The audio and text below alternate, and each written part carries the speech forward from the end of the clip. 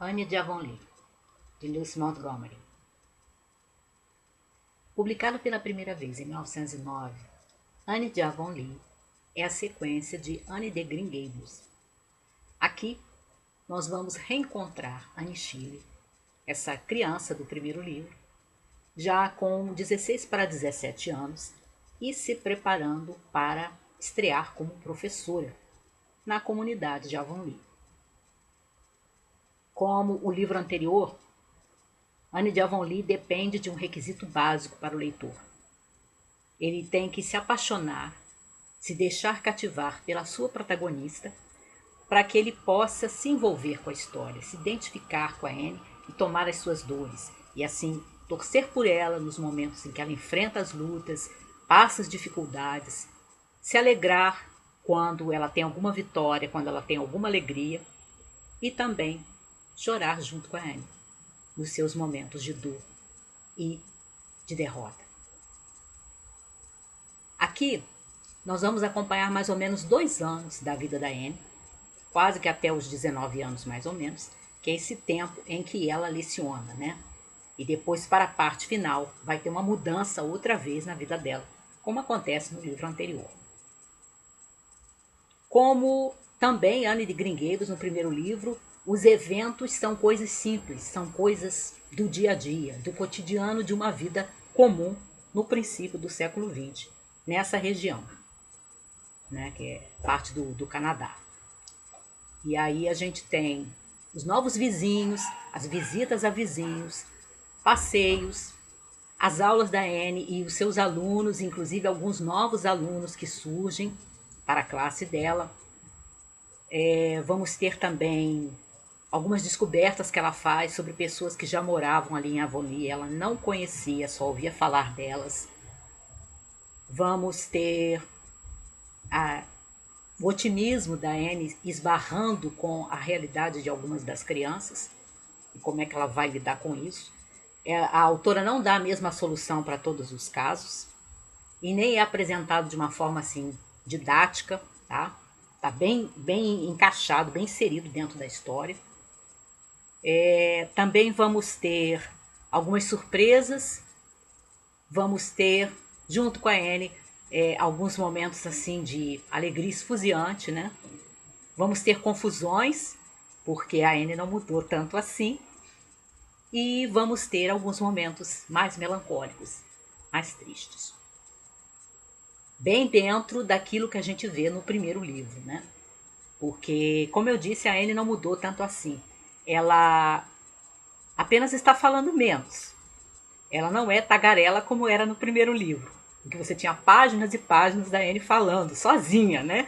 Praticamente monologando com a pessoa que a escutava.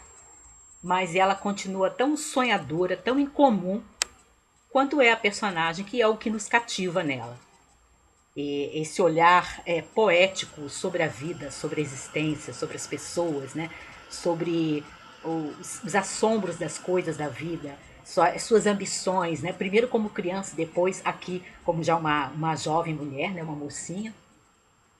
E a gente aqui também vai ter alegria, junto com a Anne, de descobrir algumas almas gêmeas ou espíritos afins, que são aqueles personagens, 2, que aparecem ao longo do livro, que são tão peculiares, tão esquisitos, quanto a própria Anne Shirley. Nesse segundo livro, nós vamos ver que ele privilegia, e isso também segue a linha do primeiro livro, né? Apenas acrescenta mais camadas, porque a vida da Anne vai mudando aos poucos, mas vai mudando dentro desse cotidiano dela, de uma vida simples. Nós vamos ver a autora privilegiando, como no primeiro livro, essa é a tônica da série, né?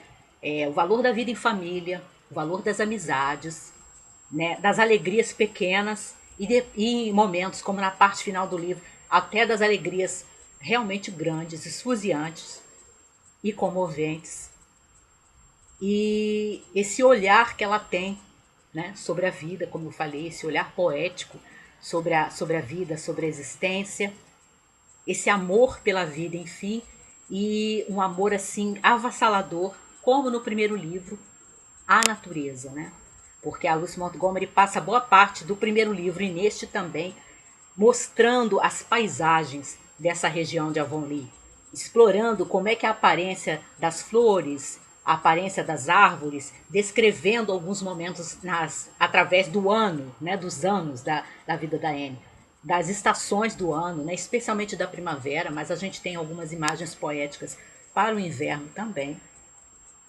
Enfim, é um livro que segue a linha do primeiro livro. Eu só não dei 5 estrelas para Anne de Avonlea e dei 5 estrelas para o primeiro, dei 4,5 para esse aqui, porque tem a situação de uma das crianças aqui no livro que eu achei que ela é tratada de uma forma um tanto indulgente, na minha visão, porque é uma criança que revela malvadeza e não simplesmente ser uma criança traquinas, ser uma criança levada. Como dizia uma colega minha de trabalho, existe uma diferença entre a criança levada e a criança malvada. E eu acho que essa criança, uma das crianças que aparece no livro, ela é mais para malvada do que levada. Porque eu acho que quando você se diverte com o sofrimento ou a aflição de alguém, isso é um sinal de malvadez. E eu achei que esse personagem, né, essa criança, merecia, na verdade, um bom tratamento de coça de vara de marmelo. Mas essa é a minha opinião, né? Não é a opinião do autor e não é a opinião da Anne, mas eu discordo. E aí isso me incomodou bastante, porque eu vejo essa visão um tanto indulgente dentro da área da educação e que não está dando bons resultados. Eu sei porque eu trabalho no Estado na área da educação há mais de 20 anos, tá? Então não estou falando por implicância, estou falando porque eu vejo os resultados. Mas, para contrabalançar isso, a gente tem uma criança aqui que é um amor, é adorável, que é a figura do Paul Irving. Quem ler Anne de Avonlea, preste atenção no Paul.